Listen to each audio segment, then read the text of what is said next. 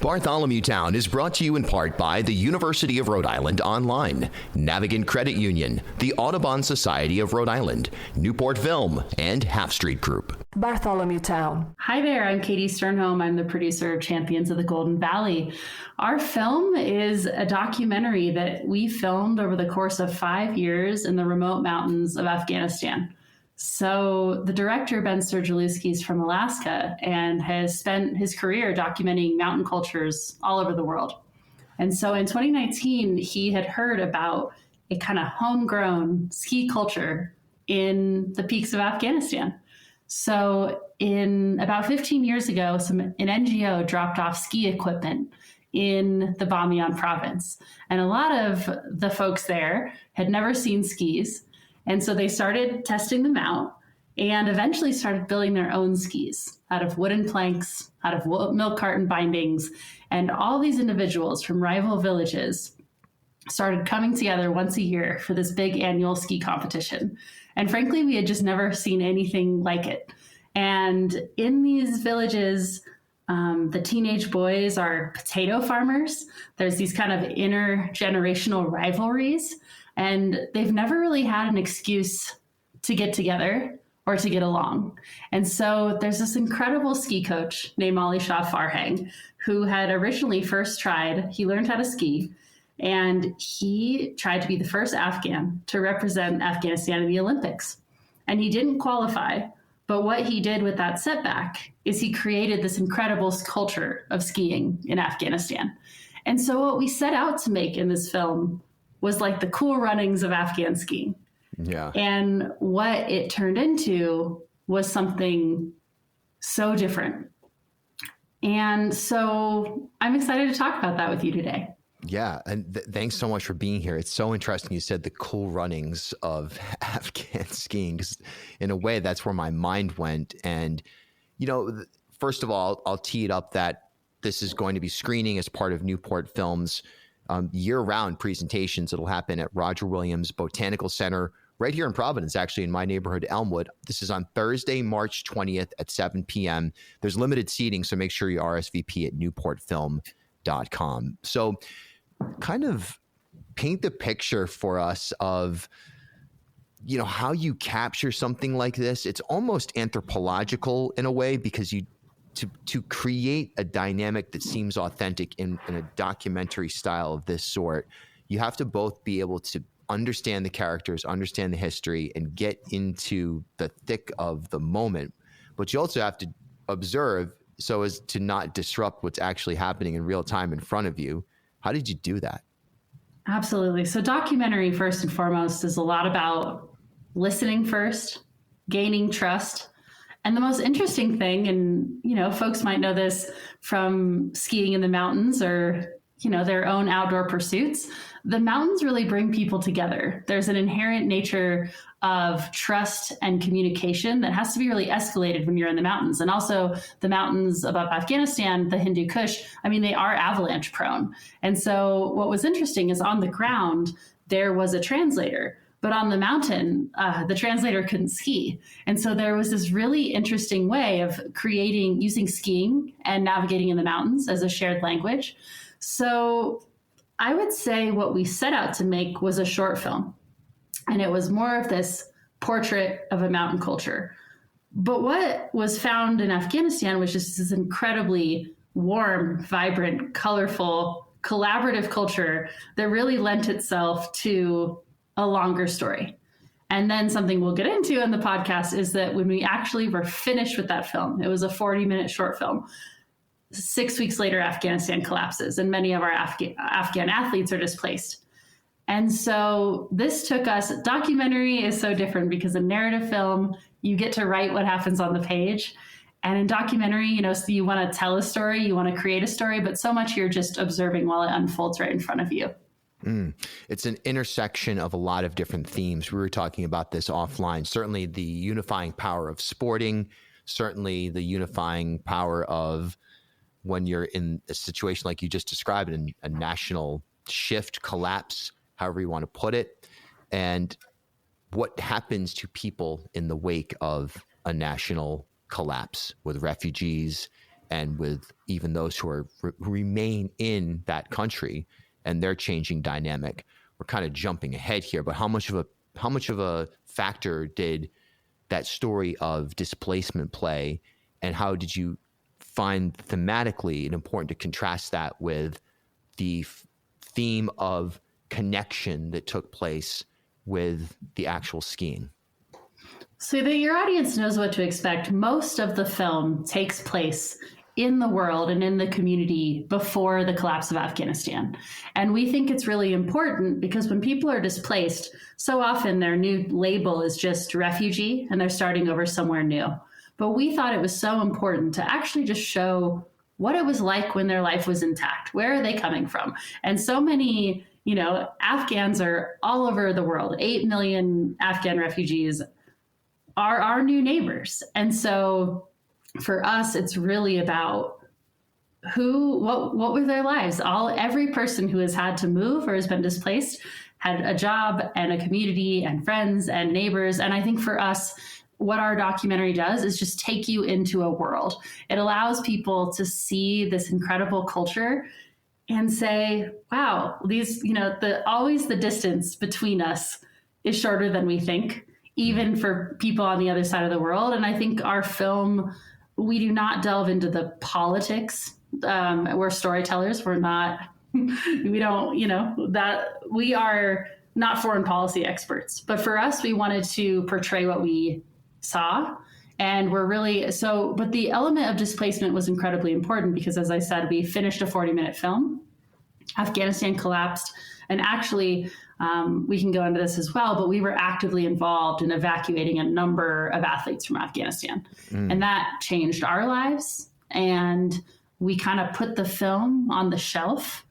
And as we stayed in touch with the protagonists who were rebuilding their lives, we just saw the way they were approaching that with such courage and resilience. And we were like, of course, that has to be part of the story. And to be honest, so much of the skills and I would say tools and resilience that they developed on the slope, we could see it actively being applied as they had to adjust to regime change or start life over in a new country. And that was just really inspiring to us to witness. It's interesting you say that because it kind of goes back almost to the first question I asked about where the documentarian lives theoretically and practically in assessing and documenting the subject or the story, and you actually end up getting involved in the story in a way that's a human call, that's an instinctual call, it's a situational call. At what point did you realize that you were now immersed in the story itself? Well, the truth is that it escalated really quickly, but there's such a human urge. I mean, we had finished the film. It was in picture lock stage, which in the filmmaking process, it's close to being done. So it's nearly ready to launch. And we started getting messages on Facebook Messenger, on WhatsApp, just saying, Katie and Ben, if there's any way you can help us. Many of the female athletes were at risk. And the folks who developed skiing in Afghanistan were also at risk. Sport isn't necessarily something that's condoned in the new area of Afghanistan, especially for women who have, lost a lot of their privileges in public life. And so when we started getting the messages, honestly, our impulse was, we don't really know how to help, but we have to do everything we can. And so as a producer, you kind of just ask a lot of questions and you knock on lots of doors until one opens. So I started getting in touch with journalists and veterans and NGOs.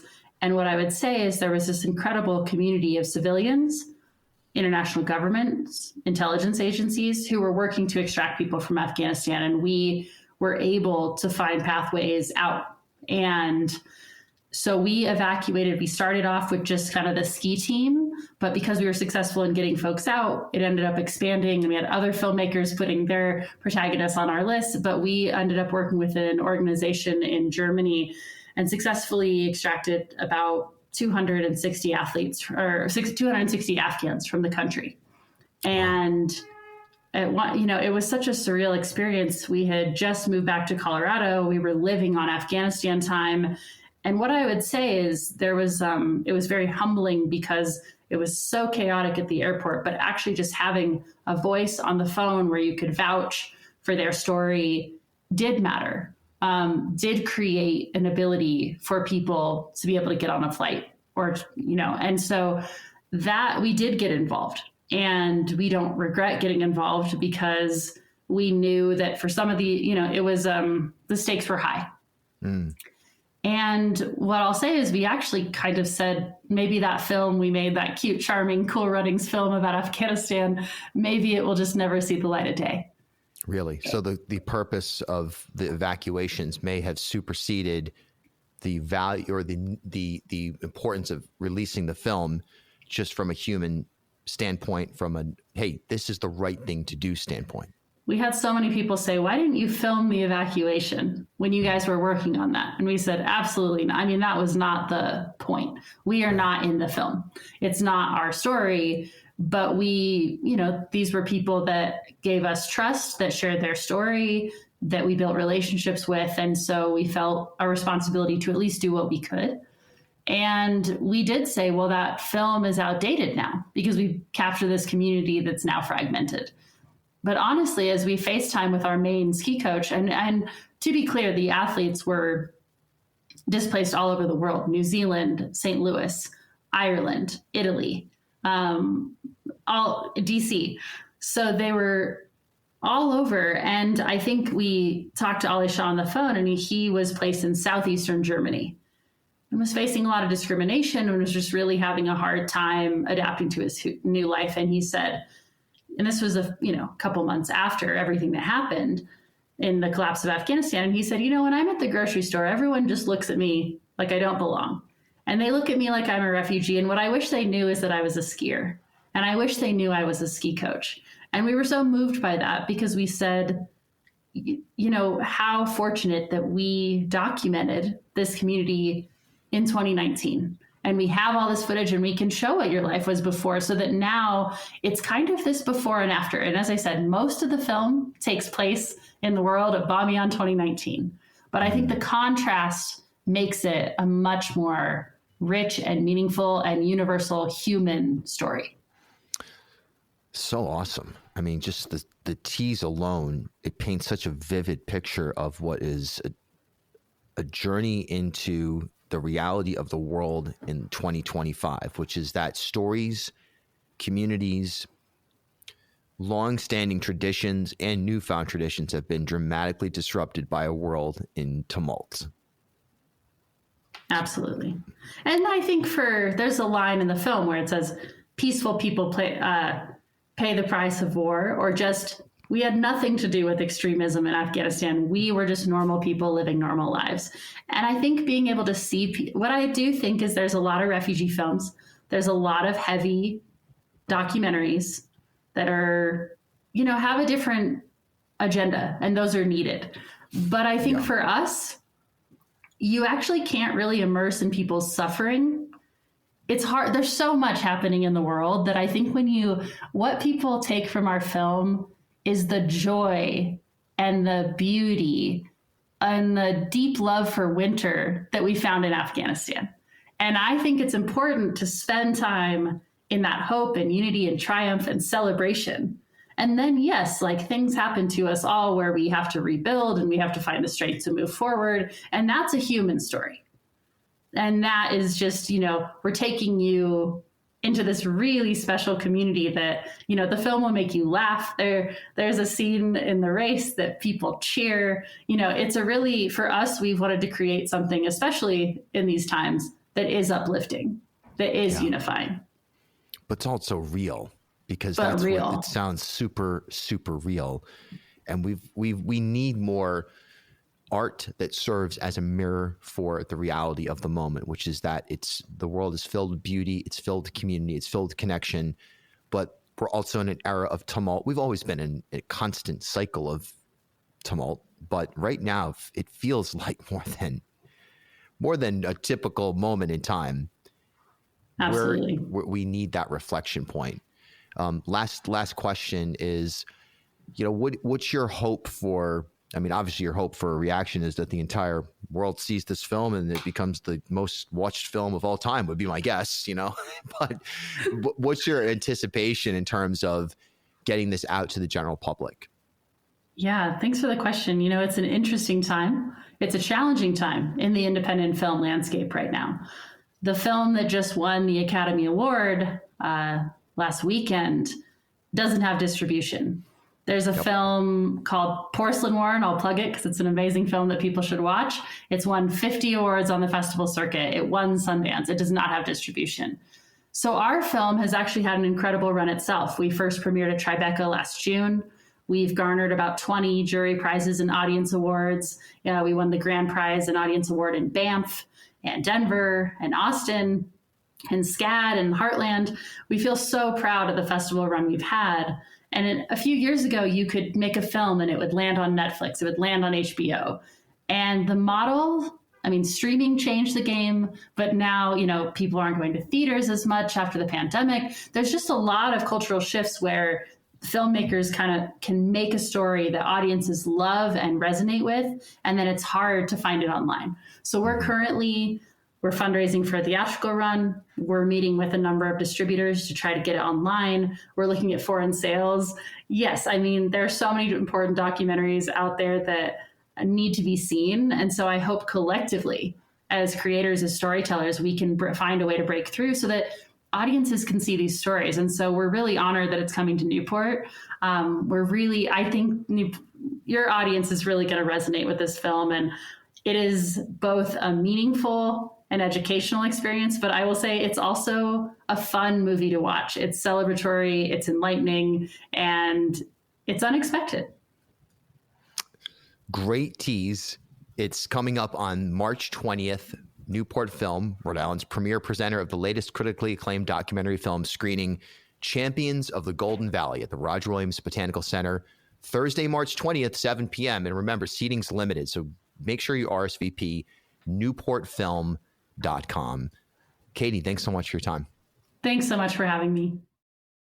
Hey, thanks for stopping by Bartholomew Town. For more content, follow me on Instagram @BillBartholomew.